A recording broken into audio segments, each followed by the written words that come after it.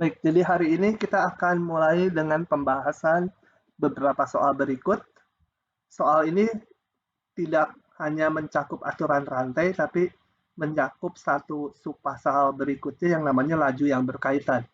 Laju yang berkaitan saya nggak memberikan teorinya, karena itu lebih isinya memformulasikan soal-soal yang berbentuk cerita seperti ini ke dalam persamaan matematik, kemudian diselesaikan. Intinya itu ya. Jadi lewat soal-soal akan dituntun bagaimana membentuk persamaan matematiknya. Baik, yang pertama dulu. Ini yang di nomor 1 lebih banyak ke aturan rantai. Nah, yang pertama dulu saya buka ini yang gampang dulu.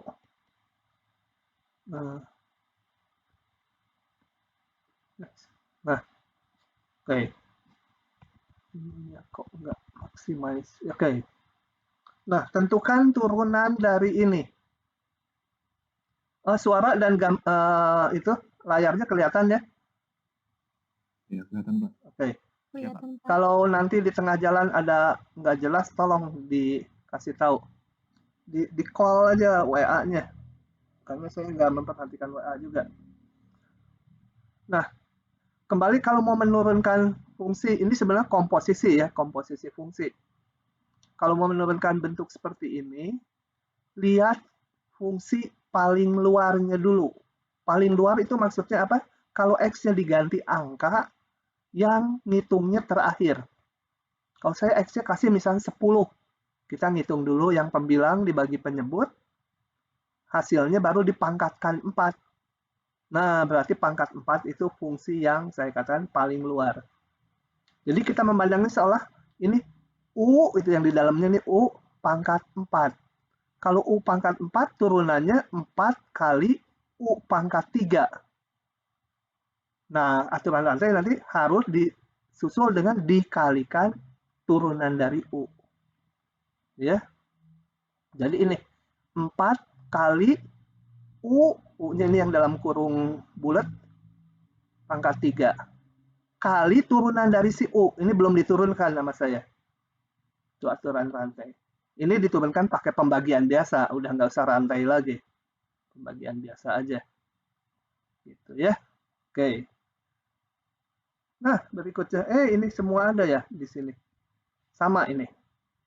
Ini kayak U pangkat 3. Jadi 3U pangkat 2.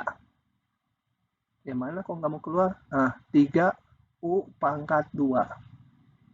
Kali turunan U-nya. Turun ini sebagai pembagian biasa lah. Oke ya.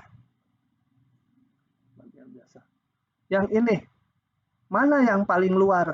Kalau saya kasih X-nya misalkan 7. Berarti ngitungnya kan cos 7 dulu. Setelah cos 7 didapat, dihitung sin dari cos 7, baru dipangkatkan 3. Gitu ya. Jadi ini maksudnya sebenarnya sin dari cos X kurung pangkat 3. Tapi nulisnya biasanya trigonometri gini. Jadi turunannya yang terakhir adalah pangkat 3. U-nya apa? U-nya adalah sin cos X. Nah, menurunkannya seolah-olah U pangkat 3. Jadi 3U pangkat 2 turunannya. 3, ini U-nya sin cos X pangkat 2. Kali turunan si U. U-nya tadi apa? Sin cos X. Turunan dari sin cos X. Yang ini baru saya notasikan, belum diturunkan. Ya. Nah, ini kembali rantai lagi. Sin cos X. Yang luarnya adalah sin. Turunannya cos. Jadi ini cos sin dari U, sin dari, jangan U lagi lah, sin dari V, turunannya cos dari V. Kali turunan V-nya lagi, lebih dalamnya lagi. Hitung lagi. Ini udah nggak berubah, tinggal yang ini aja diganti. Ya, kalau mau disederhanakan boleh. Ini, kembali ya, supaya amati. Fungsi terluar adalah sin pangkat 3. Pangkat 3 lah ya. Bukan sin pangkat 3. Ya. Yang terluarnya seolah-olah U pangkat 3, di mana U-nya itu adalah sin dari cos X pangkat 3. U pangkat 3 kayak di atas tadi, 3 U kuadrat. Ya, U-nya sin cos X pangkat 3, pangkat 2. Kalau bingung, ini pangkat 3-nya dikurung aja di sini, pangkat 3 gitu ditulis ya. Jangan di atas sin pangkat 3-nya kalau bingung. Jadi nulisnya sin cos X pangkat 3 kurung seluruhnya pangkat 3. Oke?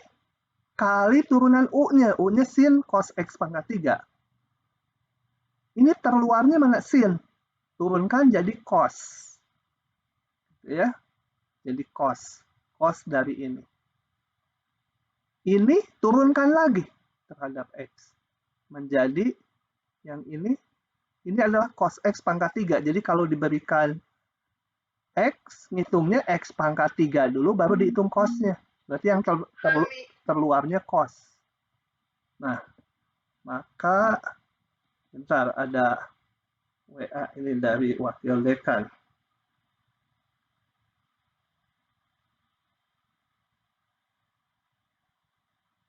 Bentar, saya jawab dulu.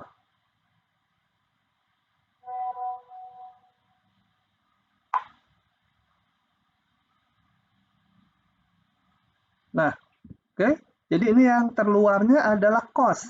Turunannya sin. Cos jadi min sin. U-nya ini ya. Turunan lagi ini. Gitu ya. Kalau udah mahir, kalian mau dari sini langsung nulis ini, boleh ya. Ini karena saya menjelaskan, jadi tahap demi tahap. Gitu ya. Oke. Wah, semua ini mah dibikinin Mas ya. Sin cos kuadrat X pangkat 3. Kalau ini kelihatan langsung. Yang paling luar sin ini. Turunannya menjadi cos dari, tetap ini bentuknya. Cos dari ini kali turunan yang lebih dalamnya. Nah, ini fungsi paling luarnya fungsi pangkat 2. Jadi, seolah-olah cos X pangkat 3 kurung pangkat 2. Menjadi U pangkat 2 adalah 2U. 2 kali U. Ini terluarnya, kali turunan U lagi ya, yang lebih dalamnya. Nah, yang ini paling luarnya cos, berubah jadi min sin, turunkan. Kemudian yang lebih dalamnya turunkan lagi ke X, selesai. Ya. Mau tanya. Ya. Yang soal kedua, yang sin X per cos 2X pangkat 3, ya.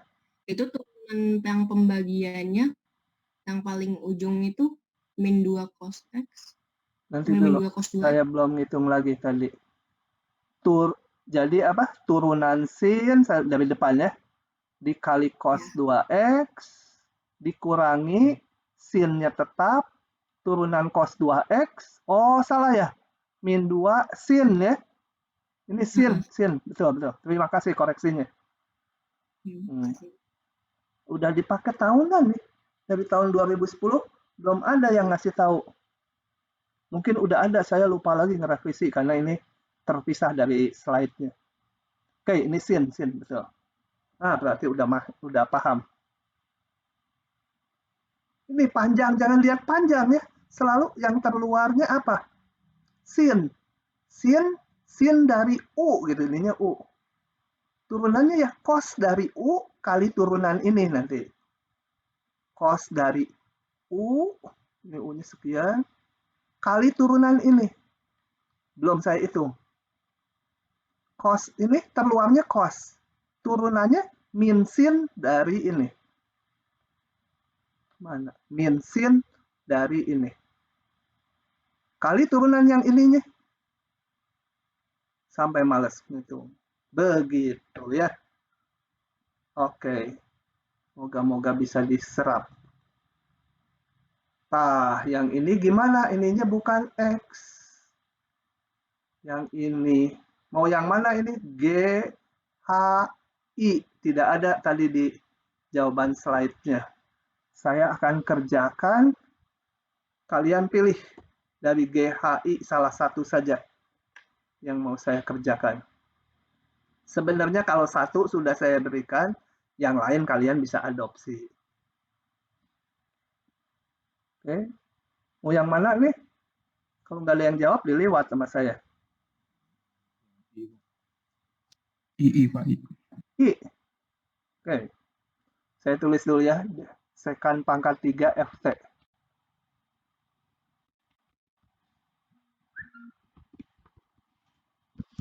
Ditanya F apa? Sama dengan sekan pangkat 3. Jangan F lagi, ini sebut yang lain. G gitu ya. Sekan pangkat 3 dari FT. Ya sama aja sebenarnya kayak tadi. DG DT. Nah, paling luarnya kan ini kan bisa saya tulis sebagai, sebentar ini laptop supaya nggak goyang-goyang. Ini saya tulis sebagai sekan pangkat 3 FT. Sorry, saya itu mau tulis gini supaya lebih jelas.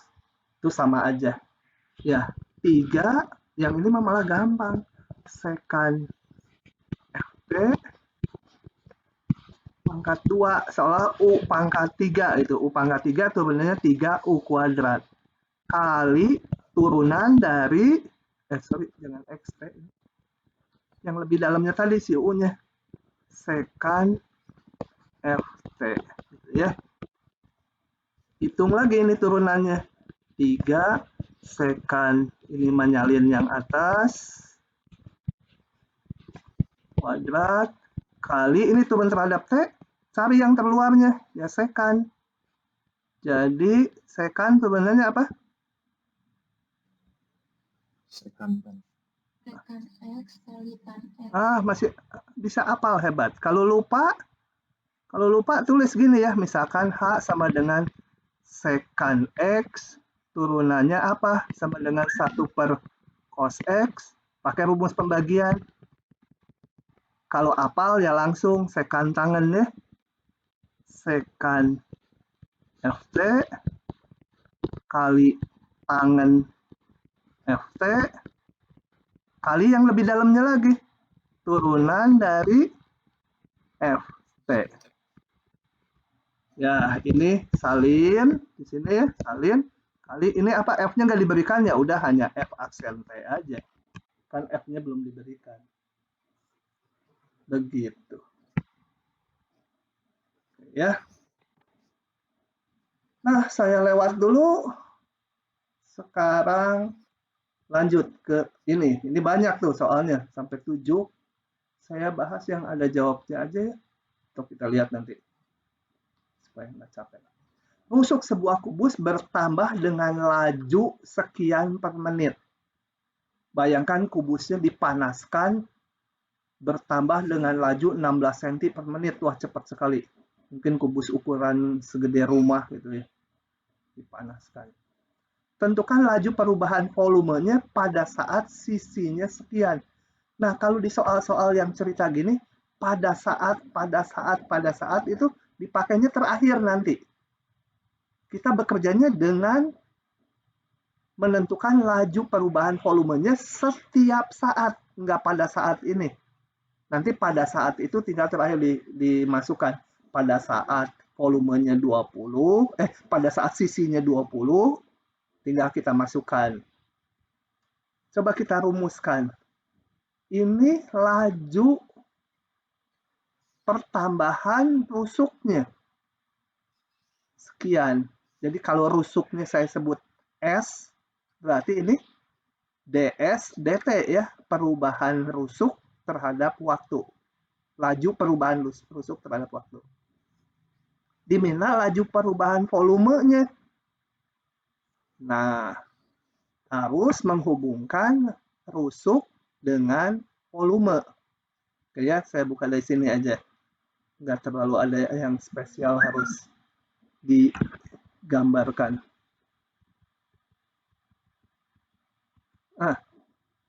karena diketahui laju perubahan rusuk, dan soal gini harus kita notasikan dulu dengan huruf gitu ya supaya muncul fungsinya. Jadi saya misalkan ini S rusuknya, V volumenya, L ini luas permukaannya untuk yang B nanti.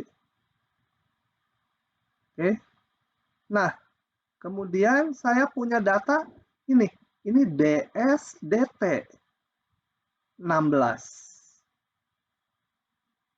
Yang ditanya laju pertambahan volumenya atau perubahan volumenya, yaitu dV dt, perubahan volume terhadap waktu. Saat tuh nanti aja. Yang mau kita hitung dV dt setiap saat aja. Dan yang B ditanya dL dt, ini nggak akan saya buka jawabnya, sama aja tahu yang A, tahu yang B juga. Nah, kita jadi harus mencari hubungan keduanya ini. Hubungannya nggak bisa kelihatan langsung. Yang bisa kelihatan langsung adalah hubungan volume dengan rusuk, yaitu volume rusuk pangkat 3. Nah, saya hubungkan sekarang dV dt apa? dV dt sama dengan, ingat ini S nggak konstan ya, S-nya kan berubah dengan laju sekian. S-nya fungsi T. Jadi saya mau ngitung dV dt, itu rumusnya dV dt sama dengan, nggak bisa langsung, harus dV ds dulu kali ds dt. Ini aturan rantai kan? Turun dulu ke S, lalu S-nya turun ke T. Kalau di depan tadi ini disebut U sama saya. U pangkat 3, sekarang S pangkat 3. Nah, udah punya hubungannya. dV ds kita hitung 3S kuadrat. ds dt selalu konstan nih di soalnya. Ini tadi udah ditulis. Nah, dengan demikian ini adalah dV dt setiap saat. Baru ini pakai pada saat S-nya 20, ya masukkan di sini 20. Jadi ingat yang pada saat itu tuh dipakainya terakhir tuh. Hanya memasukkan aja. Yang kita hitung selalu pada setiap saat itu perubahannya. Oke, yang luas sekalianlah dijawab. Kembali hubungkan luas dengan rusuk. Luas adalah, kan kalau kubus ada 6 sisi, masing-masing luas permukaan sisinya adalah S kuadrat ini. Kembali DLDS yang mau DLDT mau dihitung perubahan L terhadap waktu. Pakai rantai lagi. Hitung lagi DLDS-nya. DSDT-nya sih konstan ini diketahui. Sudah pada saat sekian diperoleh. Oke, begitu ya. Saya lanjut. Nah, ini. Perhatikan gambar roda piston di samping. Di samping itu maksudnya di sebelahnya ya. Karena kalau ibu-ibu di samping itu lain. Ibu pakai samping. Ibu di samping gitu ya. Kalau ini bukan di pinggirnya. Roda berputar dengan arah berlawanan jarum jam. Dengan laju sekian. Jadi sudutnya 2 radian per detik. Radian tuh bayangkan 57 derajat sekian lah ya. Sekian derajat per detik. Tapi kita ingat di kalkulus pakainya satuan radian, jangan derajat. Memang di kepala kita kebayangnya derajat karena dari kecil diajarinya derajat sih. Jadi ini sebenarnya prinsip motor bakar. Motor bakar tuh ini silindernya, di dalam sini bensin diledakkan atau solar menggerakkan ini. Kemudian ini pistonnya menggerakkan ini. Menjadi kalau di dalamnya diledakkan dia akan bergerak si ini piston ini. Kemudian batang ini kaku.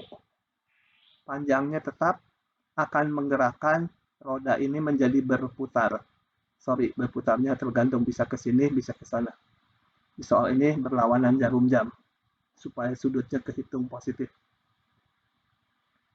pada saat T0, titik P berada di koordinat ini. P-nya ada di 1,0. Jadi jelas ini jari-jarinya satu ya, si rodanya. Nah, untuk lihatnya itu ini. Saya perlihatkan ini. Lama ini bikin ini. Bisa 3 jam lebih, tapi udah dibikin dulu. Ini roda pistonnya seperti ini. Nah, kita lihat. Kok habis bensin? Sebentar, isi bensin dulu supaya jalan terus. Nah, diisi bensin dulu. Nah, kita lihat bahwa titik P posisinya berubah-ubah ya. X dan Y-nya berubah-ubah. Kalau titik Q hanya Y-nya aja yang berubah-ubah. Titik Q hanya Y-nya aja. X-nya selalu 0 ya. Oke. Nah, coba ininya saya berhentiin dulu. Tentukan kedudukan titik P setiap saat. Berarti X-nya berubah, Y-nya berubah. Tentukan ordinat titik Q. Ordinat itu Y-nya ya. Ordinat titik Q setiap saat. Karena si Q itu X-nya selalu 0, tapi Y-nya berubah-ubah. Tentukan kecepatan gerak titik Q. Nah, kecepatan gerak laju lah ya. Oke, coba kita lihat ya. Kita lihat jawabnya. Kalau ada hal khusus yang perlu ditulis, nanti saya tulis. Kenapa nggak keluar? Sebentar. Nah. Mana ini? Nah, gitu. Coba, bagaimana merumuskan kedudukan titik P setiap saat? Saya ini perlu tulis. Jadi, saya akan ke Word dulu. Kita lihat, ini roda berputar. Ini kurang bagus. Kecepatan geraknya. Nah, ini si titik. Jangan di sini, agak ke atas. Oke. Saya pengen tahu, pertanyaan soalnya kan, mana? Sebentar. Tentukan kedudukan titik P setiap saat. Nah, kita lihat. Titik P setiap saat. Tadi berputar dengan kecepatan sudut. Tadi berapa ya, lupa. Mana soalnya? 2 radian per detik.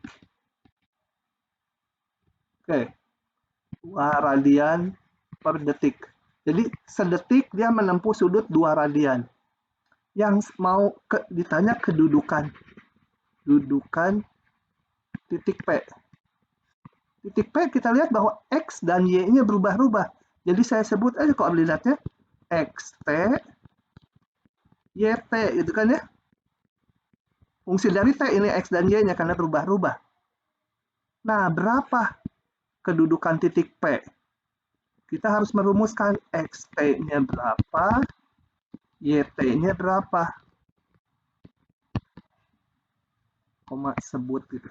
Sebut X, Y gitu ya. Posisi si titik P. Nah, gimana mendapatkannya? Coba, kalau T-nya setengah detik, saya mau merumuskannya pakai cara manual. T-nya setengah detik. Berarti sudut tempuhnya berapa? Setengah kali 2 radian. 1 radian kan? Katakan setengah detik dia menempuh sekian. Ini. 1 radian. Berapa kedudukan X? Ini X berapa nih? Y berapa? X-nya kan apa? Sama dengan berapa ini? Kalau ini sudutnya 1 radian. Cos kali jari-jari ya. Tapi jari-jarinya 1, jadi tinggal cos. Cos 1 ya, radian. Y-nya sin. 1 radian nih Y-nya. Kalau 1 detik, sudutnya 2 radian. Posisinya berapa? Sorry, harusnya di tabel di sini.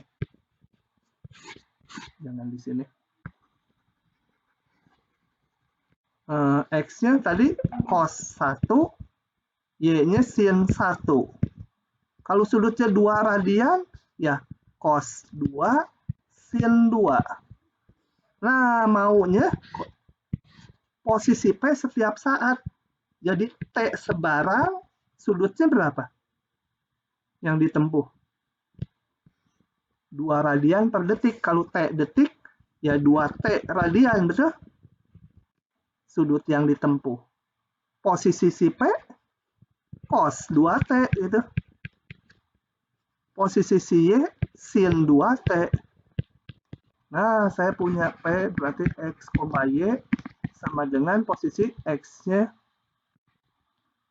cos 2T, Y-nya sin 2T. Kalau terbiasa dengan fisika bisa langsung dari sini ke sini. Kalau nggak bisa pakai cara SMP atau SMA dulu, ditulis, dijajar satu-satu, ditarik polanya ya. Oke, saya balik ke ini. PDF supaya nggak usah nulis banyak. Ini. Kenapa saya rinci tadi, takutnya dari sini kalian, oh sulap dari mana gitu kalau nggak tahu. Tuh. Udah ini yang A. Tentukan ordinat dari titik Q setiap saat. Ordinat berarti titik Y-nya. Oh ya, saya bikin koordinatnya 00-nya di sini ya. Jadi saya harus ngitung panjang si Oki ini. Oki, dosen kalkulus juga Pak Oki. Teman seangkatan saya. Oki berapa? Gimana ngitungnya Oki? Kan berubah-ubah Oki itu. Panjangnya. Nah, kita dibantu Pitagoras seperti ini. Saya gambar seperti ini. Oki adalah sama dengan OM tambah M tambah MQ, betul? Ya, ini saya sebut Oki-nya L. L sama dengan OM tambah MQ. OM tambah MQ. Begitu? Mendapatkannya gimana? OM tadi kan sama dengan ini, tinggi titik P, yaitu apa? Sin 2T. Sin 2T. OM-nya.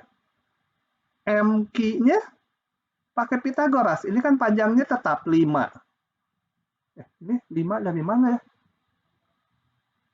Oh ya, ini diberikan di soal. Tongkatnya 5 ini penghubungnya. 5 kuadrat dikurangi ini. Ini adalah ini tadi cos ya. Cos 2T. Jadi ini. OM-nya yang ini, yang sin. Sedangkan yang MQ-nya sama MQ kuadrat sama dengan 5 kuadrat dikurangi ini, sin. Cos ini ya. Cos 2T. Beres. Itu ordinatnya titik Q setiap saat. Tentukan kecepatan gerak titik Q. Kecepatan adalah turunan dari posisi. Jadi dl dt. Dl dt ya ini turunkan pakai rantai lagi jadi ini. Sin jadi cos kali turunan dalamnya 2. Akar menjadi ini. Akar kok jadi ini? Oh ya betul. Pangkat setengah. Ini 25 min cos kuadrat pangkat setengah menjadi setengah kali yang di dalamnya pangkat min setengah, jadi ke bawah, kali dalamnya lagi. Dalamnya lagi ini 0 turunannya, yang ini kita turunkan. Cocok nggak tuh? Kok kayak nggak cocok ini? Oh betul, cos kuadrat menjadi 2 min 2 sin.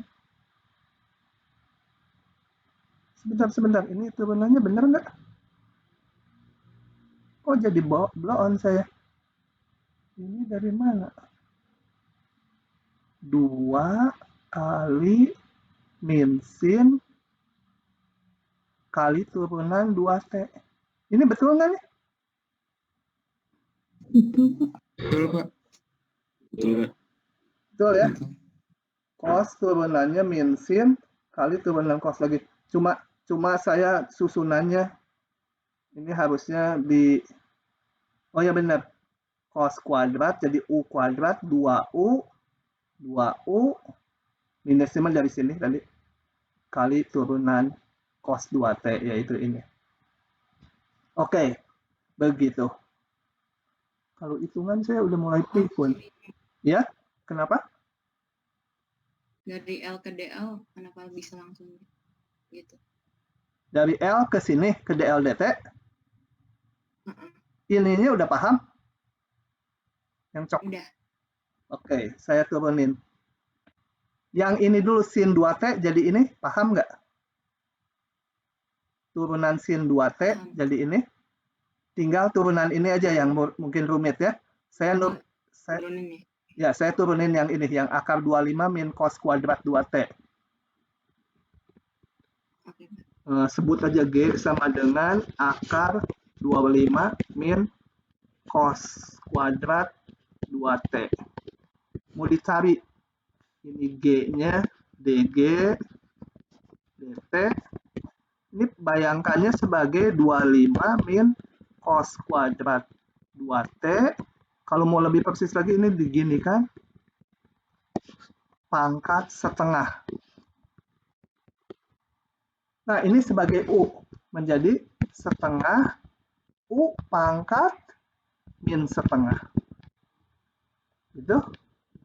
Kali turunan U. Turunan dari yang ini. Turunan yang itu 25 diturunin 0. Ini min, biarin aja. Cos kuadrat. Menjadi 2. Ini sebagai V kuadrat gitu ya. Ini V-nya yang saya tebelin. V kuadrat. Turunannya 2V. V-nya cos 2T. Dikali turunan V-nya. Ini V kuadrat, 2V turunannya, kali turunan V-nya lagi. Turunan V-nya tadi V adalah cos 2T. Cos 2T, kita lihat, yang luarnya cos. Jadi turunannya min sin. Kali turunan lebih dalamnya lagi. Nah, begitu. Ya. Terima kasih, Pak. Nah, yang ininya yang ininya ditaruh di bawah di jawaban saya. Pangkat ini. Aku mau tanya. Ya. Itu tadi yang kedudukan P. Ya. Tadi kalau P-nya setengah terus X-nya cos 1 sama Y-nya sin 1 maksudnya gimana, Pak? Sekali lagi. Saya nggak nangkap. Tadi yang di coret-coretan Bapak tadi kan P-nya misalnya setengah. Nanti ya, saya balikin dulu ini. Di Ctrl Z dulu biar keluar. Pencet Ctrl Z yang lama. Nah, ini tadi kecepatan sudutnya 2 radian per detik. Nah, saya tabelkan mau setengah, mau berapa, ini labelin boleh aja, mau mulai 1/5 juga. Saya pengen tahu kecenderungan polanya gimana itu. Kalau T-nya setengah, berarti yang di setengah detik, berarti yang ditempuh sudutnya 1 radian kan? Iya. Ini 1 radian. Ini sudutnya bayangin 1 radian ini. Ini 1 radian nih yang saya coret-coret. 1 radian, kalau dia 1 radian, berapa ini X-nya si titik P dan berapa Y-nya? X-nya ini kan sama dengan ini panjang ini dibagi sisi miring sama dengan cos sudutnya kan? Jadi cos 1 radian sama dengan X-nya si P dibagi 1 karena nah saya menghitung X-nya. Ini 1 karena jari-jarinya 1. Jadi X-nya sama dengan cos 1. Tingginya ini hitung juga yaitu sin 1. Terus saya tabelin lagi, kalau T-nya 1, sudutnya 2 radian. Berarti X-nya cos sudutnya, sin sudutnya. Dan seterusnya. Dari sini saya dapat pola. Kalau belum dapat pola, tulis coba 1,5 atau 2, 3, 4 T-nya. Dapat pola ini. Oke, begitu ya. Saya lanjut. Kalau belum paham, tapi tanya lagi ya. Maaf Pak, izin bertanya. Ya, Kalau misalkan pakai aturan kosinus, bisa atau tidak Pak? pakai aturan kosinus itu gimana? Itu kan panjang yang fix itu 5. Terus saya misalkan Sebentar.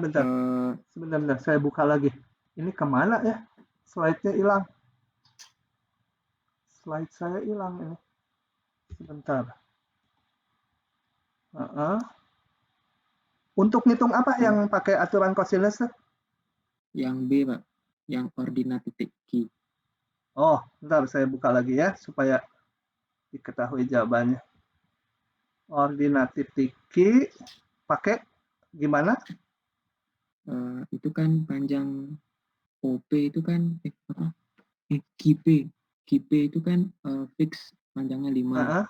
Terus ini kan sudut antara POM itu kan 90 minus 2T. Itu sudut antara POM ya. Pi per 2 minus 2T. Terus saya pakai aturan kosinus karena kan OP itu 1. Terus OQ itu saya misalkan Y. Iya. Kamu mengingat segitiga OPQ ya, melihat segitiga OPQ. Iya Pak. Jadi langsung hitung pakai aturan kosinus panjang dari OQ. Boleh sama aja nanti. Boleh. Tapi harus merumuskan dulu itu ya. Sudut OPQ ya. Betul nggak? Kalau saya pakai sudut POM. POM.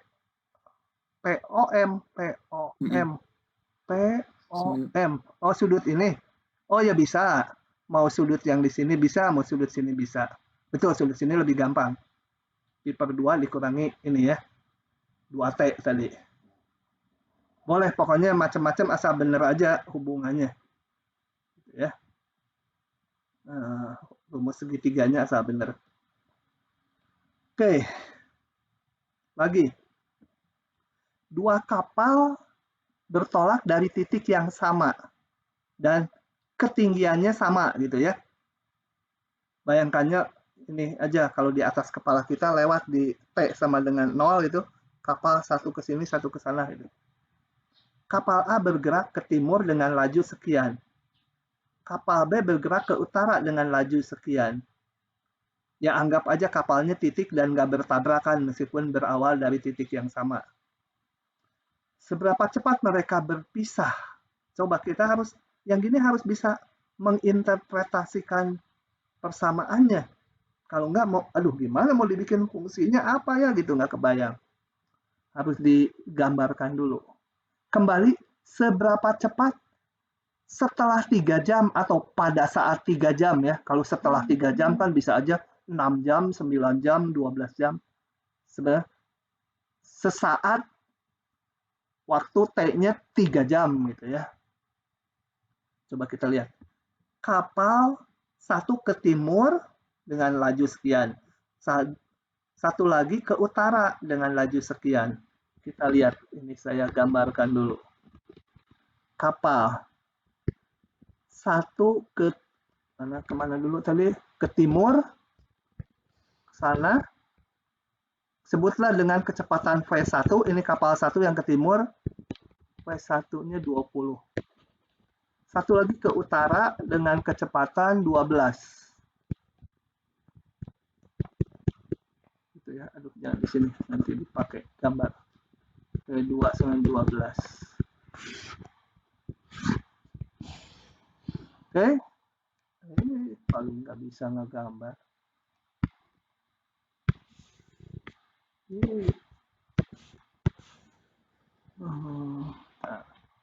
X, Y. Timur dan utara. Ini yang timur ya. Ini utara. Mahasiswa juga rada suka ajaib dulu keluar ujian bergerak ke arah timur laut.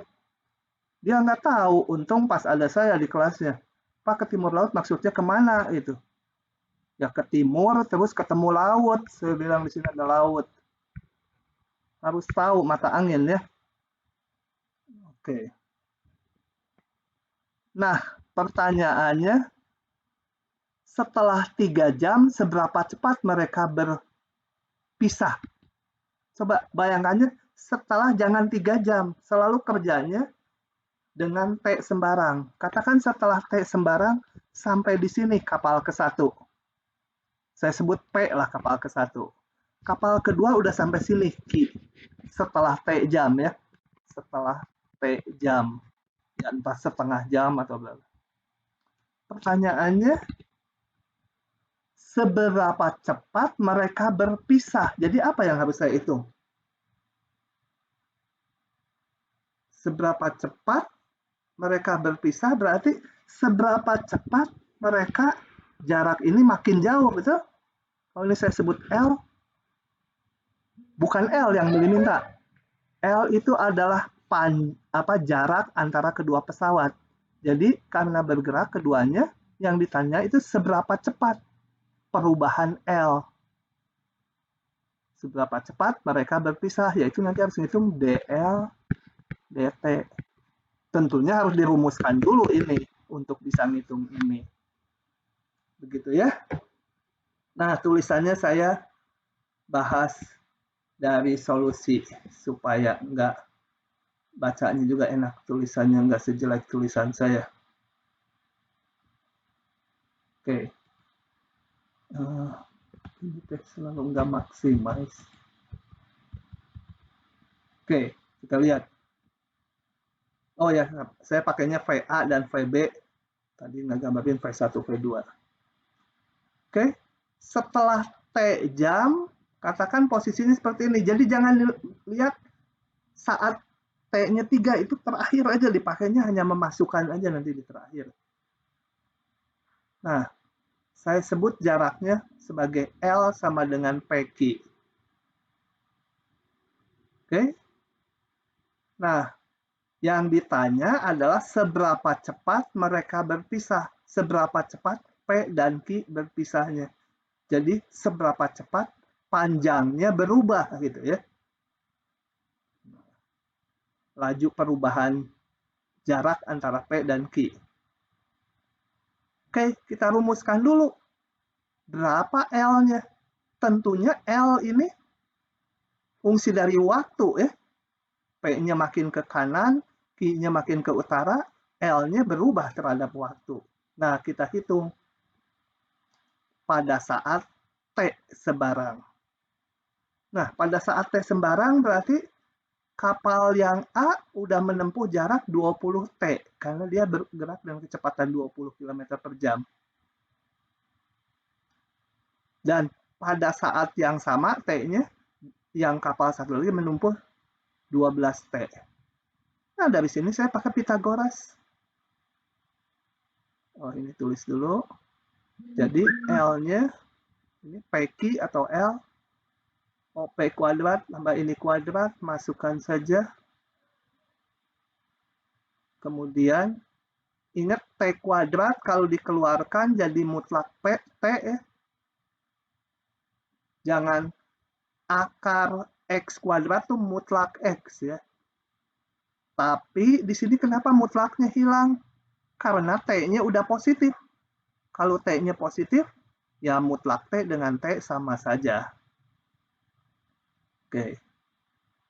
Nah, udah dapat L-nya. Tinggal ngitung DL DT ya gampang lah. Akar ini turunannya ya ini. Setelah T jam, berapa DL DT-nya? Kebetulan DL DT-nya selalu konstan. Ya setelah 3 jam, DL DT-nya juga sekian. Begitu. Yang susah sebenarnya di soal-soal gini, merumuskan ini. Apa yang mau dihitung, dan merumuskan L-nya. Gimana mendapatkan L-nya?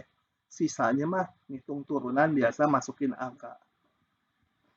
Aku mau tanya. Ya? Jadi ini Tadi kenapa konstan ya? Apanya? Karena diturunin ya, T-nya hilang. Iya, ini DLDT hasilnya ini. Berarti DLDT-nya berapapun T-nya sekian terus. Kayak fungsi Y sama dengan 2X. Berapa DY/dX-nya saat X-nya 7? Gitu ya. Ngomong mah nggak jelas, harus ditulis. Sama dengan kalau saya punya fungsi sama dengan 2X. Berapa DY/dX-nya saat X-nya 7?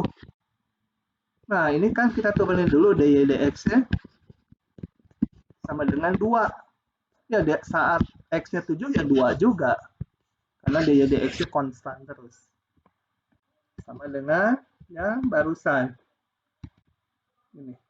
DLDT-nya ternyata konstanta. Ya saat T-nya berapapun, ini ya tetap aja konstan. Sama itu kenapa selalu positif ya, Pak? Ya masa kan berangkatnya T0. Waktu kedua pesawat berangkat, kita amati T sama dengan 0. Berarti nggak mungkin T-nya -7. -7 mah pesawatnya juga mungkin belum siap terbang. Belum siap jalan. Gitu. Dihubungkan dengan kondisi realnya kalau ini. Kalau secara matematik sih T-nya bisa negatif tentunya. Oke, begitu ya.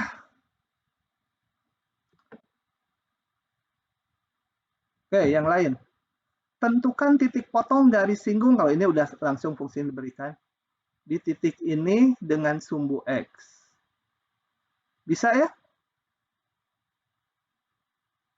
Jadi langkahnya apa ini coba usulnya? Nomor 5. Mengerjakannya harus ngitung apa gitu step-stepnya.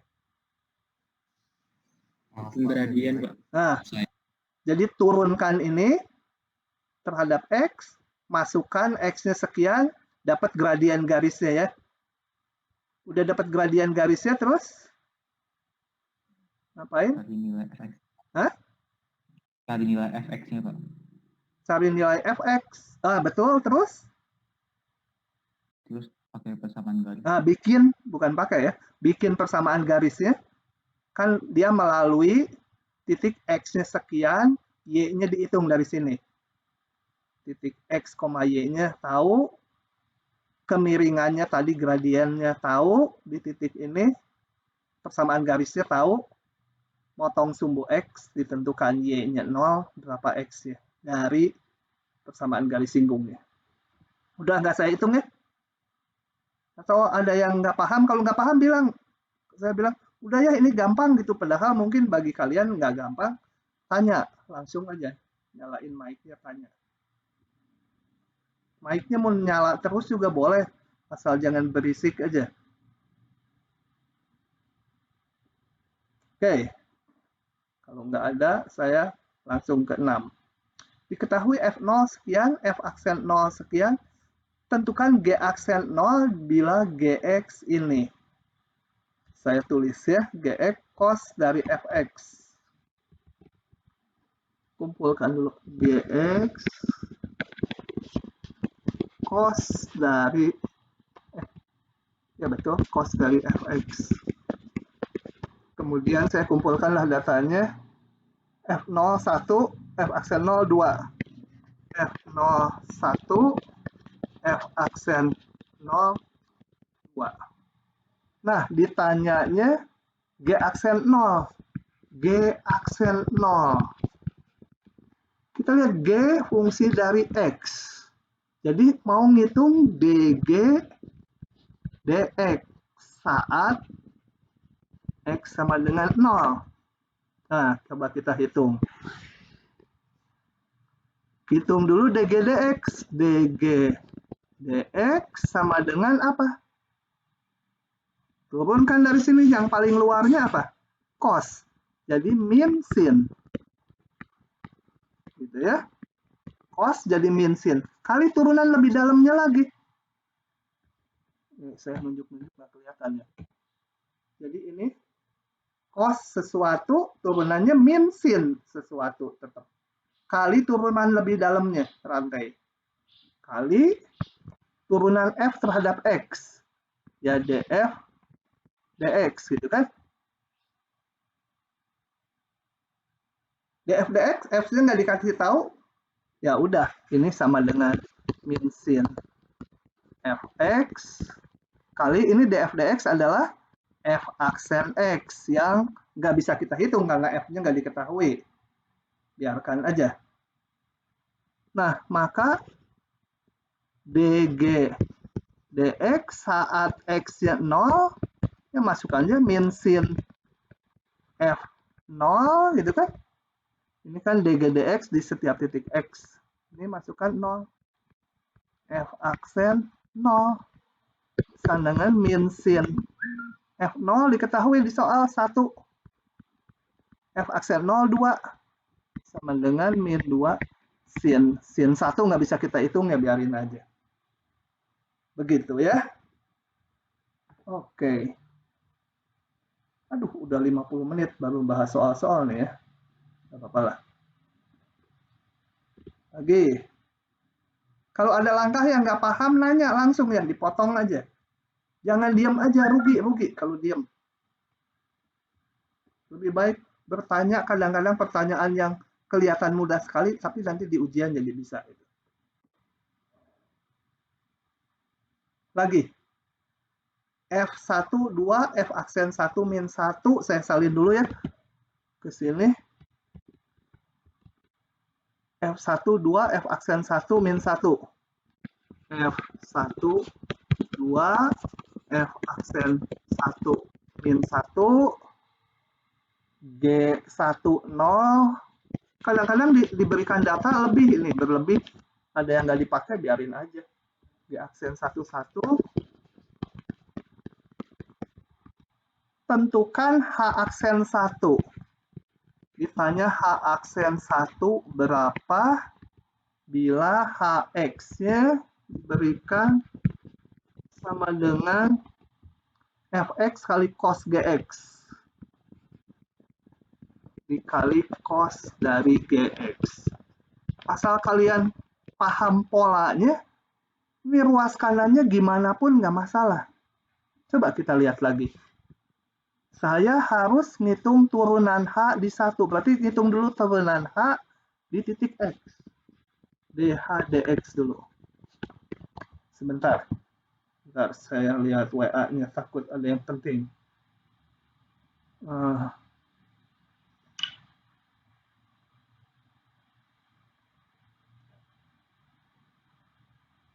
Nah, oke. Ini perkalian. Pakai rumus perkalian. Turunan F. Oh, ini aja ya. F aksen X dikali ini tetap. Gitu kan? Ditambah Fx-nya tetap dikali turunan yang ini. Cos Gx. Cos Gx diturunin jadi apa? Terluarnya cos, jadi min sin. Kali turunan ini, lebih dalamnya. dg dx. Jadi, apa? Min sin Gx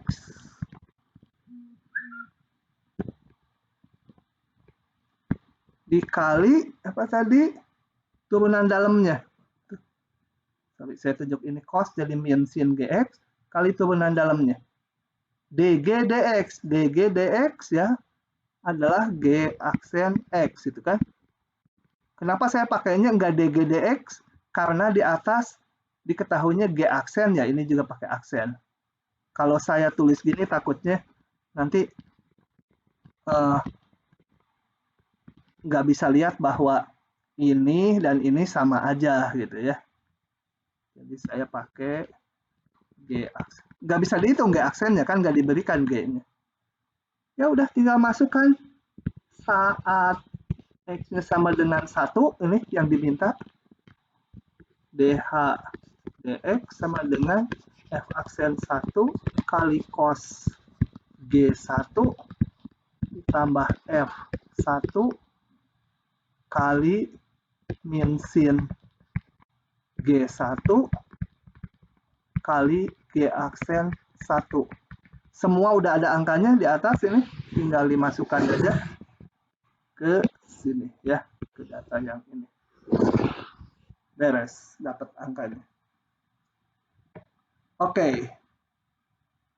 Saya lanjutkan teorinya. Begitu. Nah, turunan tingkat tinggi ringan. Turunan tingkat tinggi, kita istirahat semenit aja ya. Sampai 10:01. Sekarang di saya 10:00.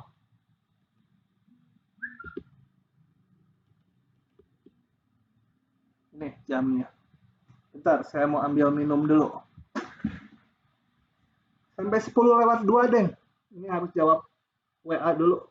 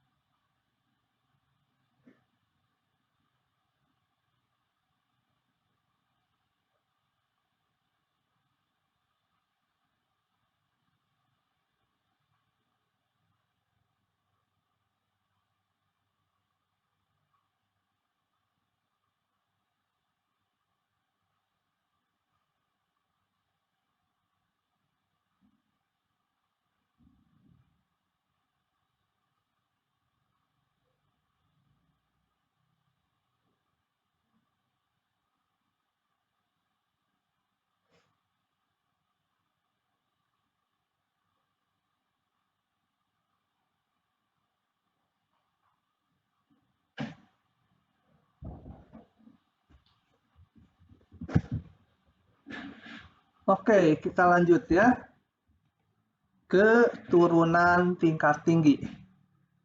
Rada gampang ini mah ya. Turunan tingkat tinggi adalah fungsi yang diperoleh dengan menurunkan sebuah fungsi beberapa kali. Jadi turunannya, fungsinya diturunkan sekali jadi turunan 1, turunan lagi jadi turunan 2 dan seterusnya. Oke lah, ininya baca aja ya. Coba kita perhatikan ini, misal f fungsi real, misalkan bayangkan aja f-nya sin x.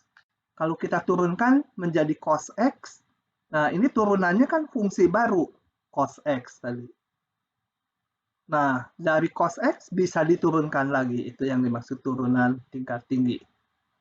Jadi notasinya, coba kita lihat notasinya sebentar, saya ke Word-nya dulu.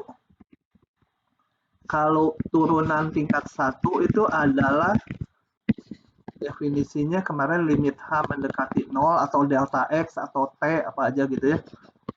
X. Tambah H dikurangi Fx ditambah H. Meskipun kemudian kita punya rumus-rumus untuk hitungnya. Kalau mau menurunkan nggak harus lewat ini gitu ya, karena udah punya rumus-rumus. Turunan 2, ya yang diturunkan ini turunan fungsi tingkat 1-nya.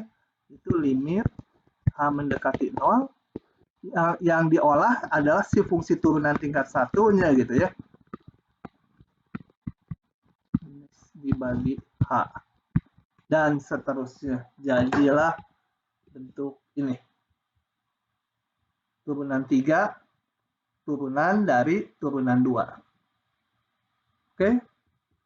Notasinya, kalau pakai aksen seperti ini, kalau mulai 1, 2, 3 pakai gini kayak pangkat, tapi kalau mulai 4 itu dikurung aja. Supaya nggak kebanyakan nulis F aksen, aksen, aksen, nanti turunan 100, maka kita nulis 100. Tanda petik gini. Jadi mulai 4 secara baku disepakati pakai kurung. Pakai Y boleh ya aksen, pakai operator gini nulisnya. Turunan 2, bukan pangkat ini ya. Ini turunan 2, turunan 3. Kalau pakai DY/DX nulisnya gini. Nah, jangan ditanya ke saya kenapa ininya di 2-nya setelah D, tapi di bawah 2-nya di belakang. Saya nggak tahu juga ini alasannya. Ini seperti ini. Kesepakatan notasi. Kalau mau tahu persis ya harus nanya si Leibniz ini. Kepaksa kita harus terbang dulu ke akhirat gitu ya. Orangnya udah nggak ada. Bahkan mungkin udah reinkarnasi. Muncul di mana. Oke. Nah, ini contohnya sederhana aja, turunan tingkat tinggi.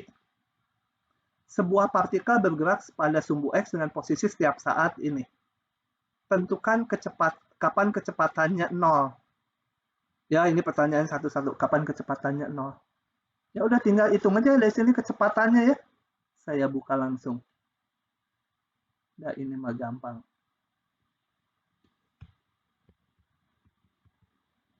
Oke. Kok nggak ada? Jawabnya kok lain sih? Coba saya salah buka. Benar ini mah jawaban yang nomor 2. Coba yang nomor 2. Dia juga ini. Udah kerjain nomor 2 dulu aja. Lagi males nulisnya. Cari rumus turunan ke N dari ini. Nah, kalau ditanya rumus turunan ke N, coba diturunkan satu persatu, dicari polanya. Saya turunin. Supaya nggak rumus pembagian, saya tulis seperti ini. Karena rumus pembagian panjang. Kalau ini nggak usah pakai rumus pembagian. Turunannya ini. -1. Ini kan pakai rantai ya.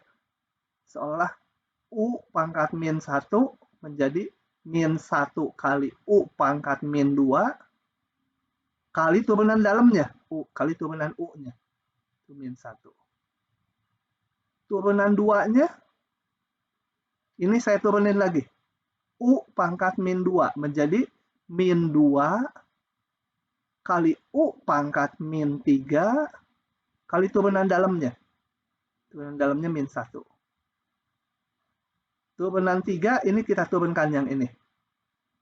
Menjadi 2 kali. Ini diturunkan U pangkat -3 menjadi -3 U pangkat -4 kali turunan dalamnya ini -1. Oke. Keempat, turunin dengan pola sama dapat ini. Sengaja ini nggak saya hitung supaya kelihatan nih berbentuk faktorial kan. Turunan ke N jadi apa? Turunan keempat, 2, 3, 4. Ya, turunan ke N nanti, itu yang ditanya ya, turunan ke N. 2, 3, 4, sampai N kan, dikalikan. Kali 1 min X pangkat min, kalau 4 ini, ininya 5. Kalau N jadi min N min 1. Atau min kurung N plus 1. Ini 4 min kurung 4 tambah 1. Begitu ya. Oke. Kalau nggak dapat pola, ya nggak bisa dapat rumus turunan ke N-nya. Misalkan diberikan sin X kali X kuadrat. mungkin turunan ke N-nya nggak bisa dipolakan gitu ya. Oke. Sekarang saya jawab ini karena nggak ada solusinya, saya tulis aja. Ini mah rumus fisika. Cepat aja ya. Saya tulis dulu. S sama dengan T pangkat 3 min 12T kuadrat. Udah habis ingatannya, harus lihat lagi. Tambah 36T min 30. Ditanya, kapan kecepatannya 0? Ya saya hitung dulu kecepatan. PT, kamu lengkap, ST itu. PT adalah DS DT sama dengan 3T kuadrat min berapa? 24T tambah 36. Kapan 0? V sama dengan 0 jika hanya jika 3T kuadrat min 24T tambah 36 sama dengan 0. Saya bagi 3 semua, T kuadrat min 8T tambah 12 sama 0. Bisa difaktor enggak ya? T berapa? Min 6 min 2. T min 2 0. Berarti T1 sama dengan 2, T2 sama dengan 6. Nah, berarti pada saat T-nya 2 detik dan T-nya 6 detik, kecepatannya 0. Kalau ini mobil mungkin setelah bergerak 2 detik berhenti. Kemudian jalan setelah T-nya 6 detik berhenti lagi. Gitu ya. Oke. Kapan partikel bergerak mundur? Yang B dulu. Kapan kecepatannya positif? Kapan kecepatannya positif? Jadi kita nyari V kapan positif? Ya kita periksa aja tanda dari V. Tanda dari V. Ini V-nya mana tadi? V-nya ini kalau ini saya sederhanakan dulu jadi gini ya. 3T kuadrat min 8T tambah lagi 12 sama dengan 3, saya urai, T min 6, T tambah min 2. Gitu. Tadi dia 0 di 2 dan 6. Kalau T-nya kecil sekali, ini negatif, di kiri 2, ini negatif jadi plus ini. Tapi kita batasi dari 0 aja. Kan kita nggak bergerak di T negatif. Realnya T-nya positif. Antara 26, misalkan ambil 3 T-nya. 3 yang ini positif, yang ini negatif. Tuh, kalau diperiksa. Nah, jawab persamaan B. Kapan kecepatannya positif? Kecepatan positif saat T-nya dari ini apa? 0. 2-nya tadi kecepatan 0. Dan T-nya berapa? T-nya besar 6. Pada saat itu kecepatannya positif. Kemudian kapan partikel bergerak mundur? Bergerak mundur berarti kecepatannya negatif. Bergerak mundur berarti saat T-nya di 2-6. Kapan percepatannya positif? Udah males ya sendiri ya. Tapi saya mau menjawab yang E, jadi saya hitung. Kapan percepatannya positif? Percepatan saya harus ngitung lagi. Percepatan, ini kecepatan, ini percepatan. Simbolnya biasanya A, yaitu dV dt. Turunin dari V yang bentuk ini aja lebih gampang. 6T min 24. Sama dengan 6 kali T min 4. Pertanyaannya, kapan percepatannya positif? Ya kita periksa ini. Tanda dari AT ya. A fungsi T kalau mau lengkap. nolnya di 4, di kiri 4 negatif, di kanan 4 positif. Jadi percepatan negatif saat T-nya tentunya mulai dari 0 ya. Nggak melihat T negatif. Dari 0 sampai 4 gitu. Betul ya? Nah, ada pertanyaan, ilustrasikan geraknya. Kita ilustrasikan geraknya. Coba, geraknya ini kan hanya satu garis aja. Saya gambar pakai warna geraknya. Waktu T-nya 0, posisinya di mana? T-nya 0, posisinya di minus 30. Jadi, betul ya ini tuh, minus 30 posisinya. Ya betul, waktu T-nya 0, berarti waktu T0 ini ada di posisi min 30. Ini T0. Kemudian, kok saya aneh ini ya, nanti dulu. Ini ada yang salah nih.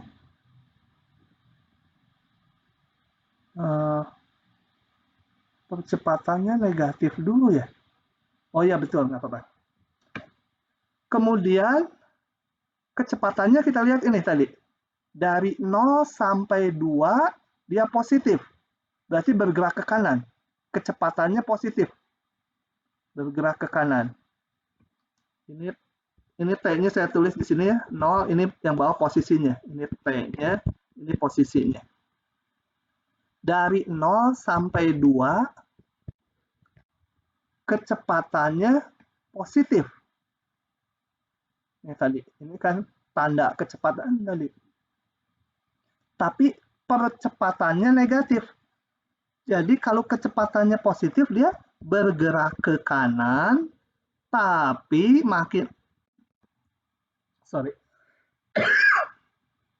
tapi makin lama makin pelan ya. Karena percepatannya negatif di sini. Kecepatan negatif, makin pelan. Di sini tadi pas kecepatannya 0. Posisinya berapa? Waktu T-nya 2, kita masukkan ke sini 2.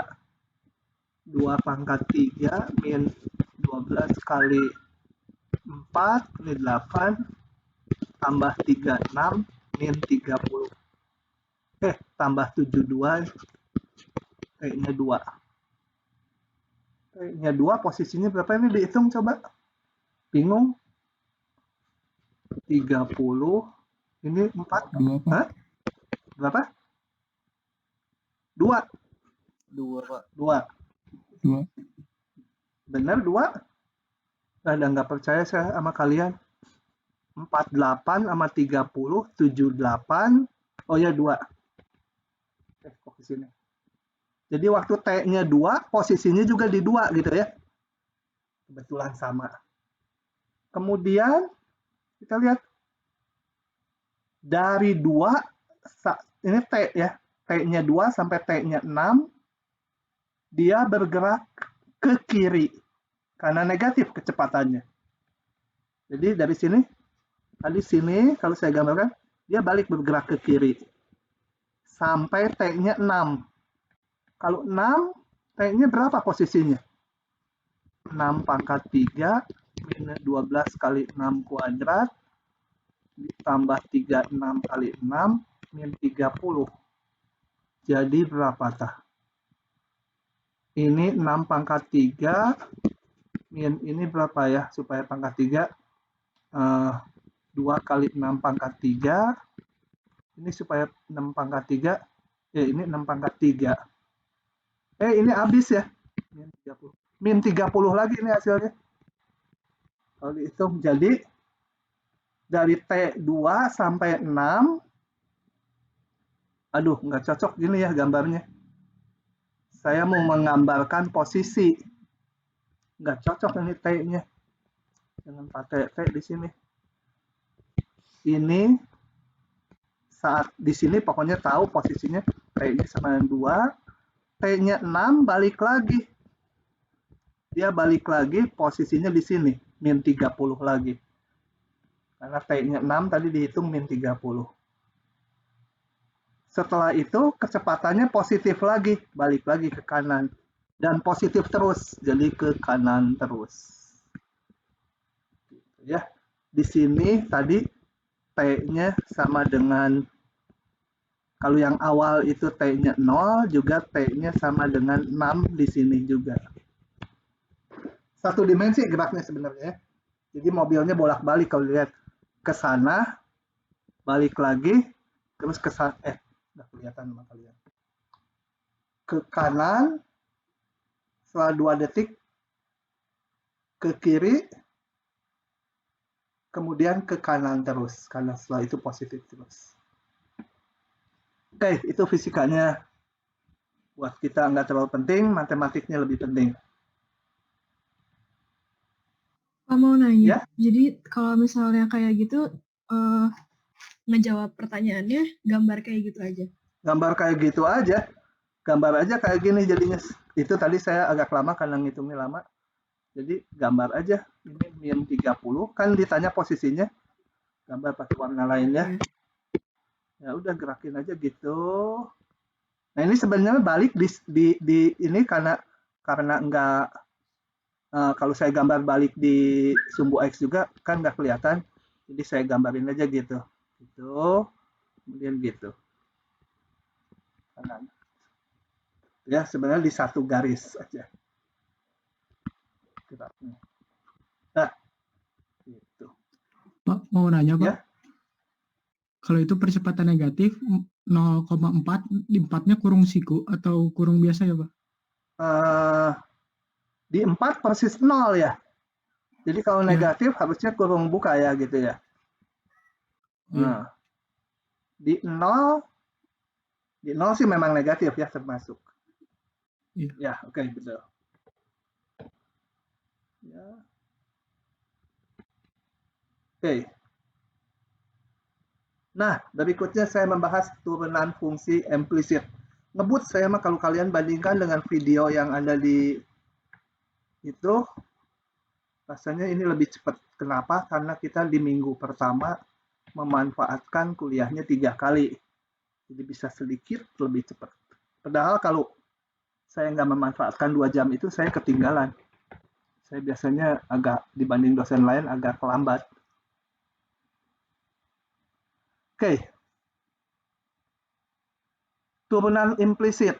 Jadi banyak nih bahannya ya. Kalian tutorialnya harus kerjakan. Kalau nggak, lupa lah teorinya. Perhatikan grafik fungsi ini. Bisa fungsi, bisa kurva ya. Kita sebenarnya mau menghitung kemiringan garis singgungnya. Kalau bentuknya lingkaran kan dia bukan fungsi.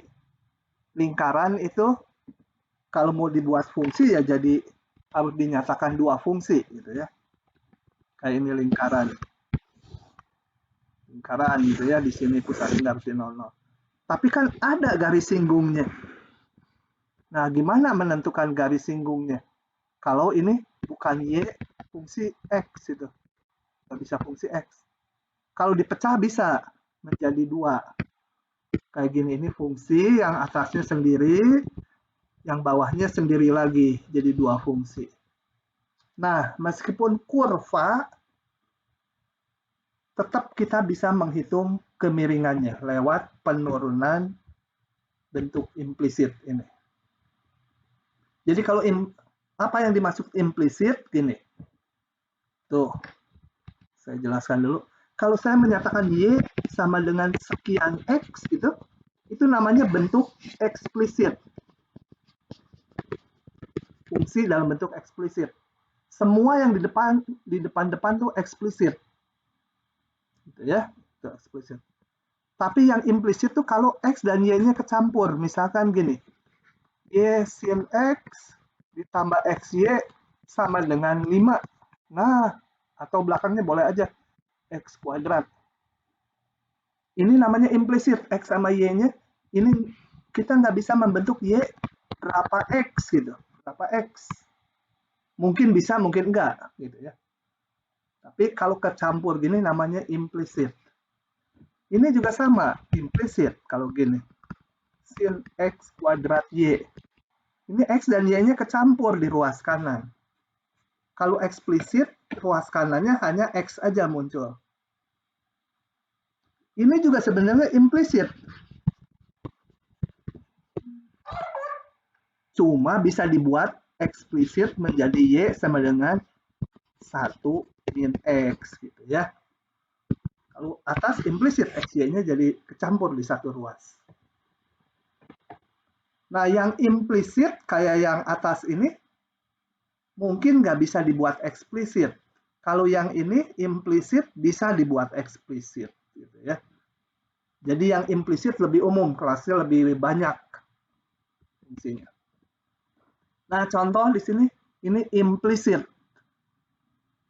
Karena nggak berbentuk Y sekian X. Implisit. Nah, untuk fungsi yang implisit, oh ya contohnya dulu nih, fungsinya kalau digambar seperti yang merah, kita mau menghitung kemiringan garis singgungnya. Oke. Nah, oke. Oh ya, di sini dikatakan fungsi implisit, fungsi yang berbentuk ini, pokoknya kecampur X, Y-nya. Saya udah mau menghitung ini. Nah, prinsip, yang dulu prinsip. Misalkan Y itu terkandung fungsi dari X. Meskipun lingkaran bukan fungsi, bisa kita pandang Y fungsi X, tapi ada dua fungsi di situ. Gitu ya. Yang tadi lingkaran, yang fungsi yang atas, dan fungsi yang bawah. Gitu ya. Misalkan Y pokoknya bergantungan ke X. Dalam bentuk implisit seperti ini. Bayangkannya ini aja. Gitu. Nah, untuk mendapatkan dy dx atau kemiringan garis singgung di X tertentu atau tanjakan fungsi, itu caranya turunkan kedua ruas terhadap X dengan mengingat Y bukan variabel bebas tetapi bergantung pada X. Apa ini? Bingung gitu ya. Nanti saya jelaskan lewat soal, susah saya menjelaskan ini. Dengan mengingat Y bukan variabel bebas tetapi bergantung pada X. Itu maksudnya apa? Kita lihat nanti di contoh. Turunan keduanya nanti ya, turunan satu dulu. Saya mau ke contoh dulu sebelum sampai rumus ini. Contoh ini. Saya tulis aja karena ini rasanya perlu penjelasan agak khusus. Terus dulu. Y pangkat 3 tambah 7Y min X pangkat 3. Y pangkat 3, lupa. Tambah 7Y min X pangkat 3. Sama dengan, lupa terus. Mau dicari dy dx. Nah, caranya yang dijelaskan kalimat tadi, ini saya notasikan dulu. Turunkan kedua ruas terhadap X, karena mau nyarinya dy dx. Ya, ruas kanan juga turunkan, meskipun konstanta diturunkan ya 0 gitu ya. Nah, prinsipnya, tadi, kita lihat prinsipnya dulu. Turunkan kedua ruas terhadap X. Udah saya notasikan, belum dihitung. Nah, dengan mengingat ini gini maksudnya. Coba, kalau saya punya G sama dengan U pangkat 3. dg dx apa? Sama dengan tadi pakai rantai kan? 3U kuadrat kali turunan U-nya kan? du dx. Nah, di sini, kalau di sini U-nya fungsi X ya. U-nya sendiri bergantung ke X. Jadi sama Y ini, Y bergantung ke X. Menurunkannya menjadi 3Y kuadrat dikali dy dx. Persis kan kayak U di sini. 3U kuadrat kali du dx. Kenapa ada ini? Karena Y-nya bukan variabel bebas. Y-nya bergantung ke X.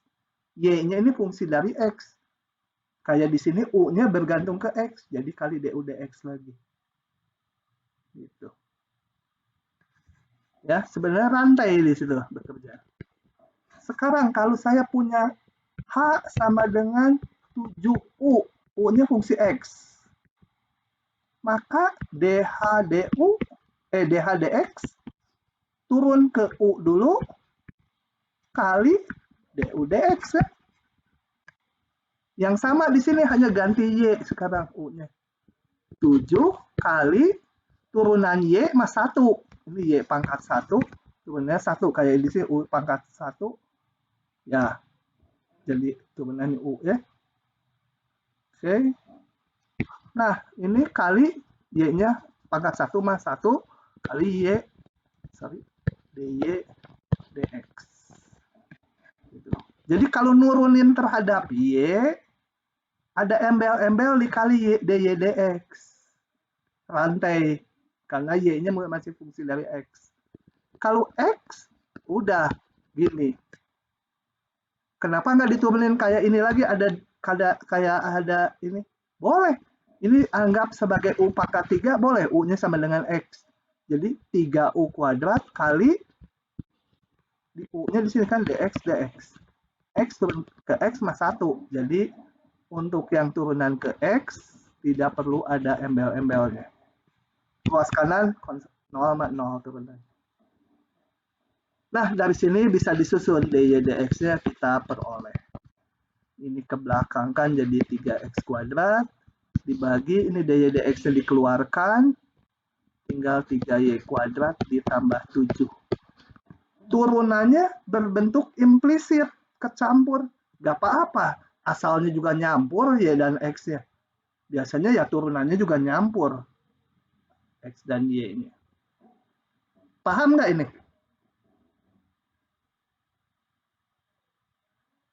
Paham?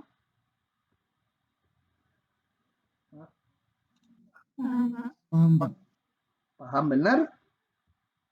Nah, kalau paham benar, saya mau jelaskan turunan keduanya. Ya, ini saya hapus. Sebenarnya yang inti kalau di ujian juga sampai sini. Mau ditulis DY DX-nya boleh. Kalau ngitung, atau jangan dihapus dulu. Sekarang mau ngitung turunan keduanya. Turunan kedua jangan dari sini, pusing. Dari sini nurunkannya. Ya, dari yang ini. Caranya gini, ini saya hapus yang ininya. Mau nyari turunan 2. Cari turunan 2. Caranya kita lihat ini. Saya tulis ulang ini. Menjadi supaya lebih sederhana. DY DX-nya saya tulis Y aksen. Y aksen min 3X kuadrat dan 0 ya. Y aksen kan sama dengan DY DX. Nah, ini di sini yang terlibat ada variabel X, itu ada variabel Y, ada variabel Y aksen. X ini variabel bebas, Y ini bergantung ke X, jelas Y fungsi X. Y aksen ya tentu saja bergantung ke X. Nah, maka untuk mencari turunan 2-nya, ini turunkan terhadap X. Saya notasikan dulu. Gitu ya. Nah, coba bandingkan sekarang saya kalau punya fungsi apa? P sama dengan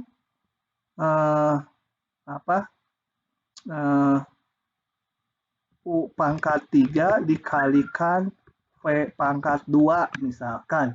Di mana U dan V-nya fungsi X. V-nya fungsi X, U dan V-nya. Maka DP DX, DP ini apa? DP ini Dewi Persik. DP DX, ya pakai rumus perkalian. Turunan ini pakai rantai yang ini, yang saya bulatin. Kali DU DX kan.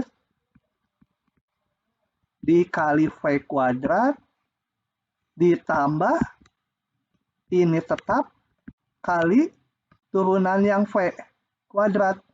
2V kali dV dx. Gitu. Paham ini? Yang kanan dulu paham nggak?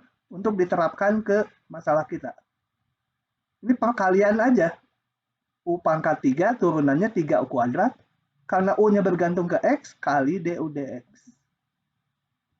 Kali V kuadrat. Ditambah ini tetap kali turunan ini. V kuadrat 2V dV dx. Oke? Paham ya yang kanan ya? Kalau nggak paham tolong bilang. Karena nanti soal turunan implisit ya ini mah udah harus benar-benar paham. Nah, saya terapkan sekarang ke sini. Ini perkalian yang suku ini bergantung ke X, yang ini juga bergantung ke X, kayak di sini. Ya, ini bergantung ke X, ini juga bergantung ke X. Oke, jadi pakai rumus perkalian, saya tulis agak depan. 3Y kuadrat diturunkan menjadi 6Y kali dy dx. Dikalikan sebagai perkalian, ya aksennya tetap. Ditambah, masih yang ini sekarang, masih yang ini. Sekarang ininya tetap, kali Y aksen. Diturunkan ke X menjadi, kalau turunan 1 diturunkan ke X, ya jadi turunan 2, betul? Begitu? Ditambah. Jadi ini yang dari sini ya. Yang ini 7Y ya. Itu yang Y turunan keduanya perlu kali dy per dx lagi. Sebentar, sekali lagi. Yang Y turunan kedua. Yang ini gini. Yang ini Itu yang gue hapus. Y per dx lagi atau enggak? Sebentar, saya jadi ngaco. Oh, ini Y double aksen ya. Nggak usah, karena apa? Sebenarnya gini, Y aksen itu kita anggap sebagai U. Kalau U diturunkan jadi apa? 1 kan? Kali U aksen. Kayak di sini, kalau U pangkat 1, ini, kalau U pangkat 1 kan menjadi 1 kali DU dx. Itu enggak? Kalau U pangkat 1. Bayangkan ini U-nya bukan pangkat 3, pangkat 1. Jadi U pangkat 1 menjadi 1. Sorry. Sebentar. Ya, betul. Kalau U pangkat 1 diturunin jadi apa? Jadi 1 kan? Kali U aksen. Nah, sekarang kita lihat ini kenapa jadi Y double aksen. Ini bayangkan ini sebagai U. Kalau diturunkan menjadi 1 kali turunan si U. 1 kali turunan si U. Ini. Turunan dari Y aksen apa? Y double aksen kan? Turunan dari turunan pertama dan turunan 2. Sebenarnya ini 1 kali turunan 1. Kali turunan Y aksen. Bingung ya? Sedikit bingung. Tapi kalau hanya Y aksen udah aja langsung di sini gitu. Tapi kalau misalkan di sini yang saya lingkari ini, misalnya Y aksen kuadrat, turunannya apa? Ya, 2 kali U. U-nya Y aksen. 2 kali U kali turunan dalamnya. Y aksen diturunkan jadi ini. Gitu. Oke ya, polanya seperti itu. Nah, kemudian ditambah 7Y aksen. Y aksen temenin jadi Y double aksen. X langsung 6X. Nah, dari sini diperoleh Y double aksennya berapa. Nanti di kanannya mungkin memuat X, memuat Y aksen. Karena implisit, biarin aja. Ya. Itu turunan implisit. Masih ada yang bingung. Bingung? Kalau bingung kita udahan dulu. Nanti diulang lagi. Kalau gitu kita udahan dulu aja karena saya jam 11 ada kuis matematik 1B. Harus nyiapin dan ngecek dulu. Takut di LMS-nya ada masalah. Jadi nanti ini saya ulang turunan implisit. Coba kalian lihat-lihat dulu gitu ya. Oke, nanti ketemuan lagi saya ulang lagi turunan implisit. Baik, saya selesaikan dulu rekamannya.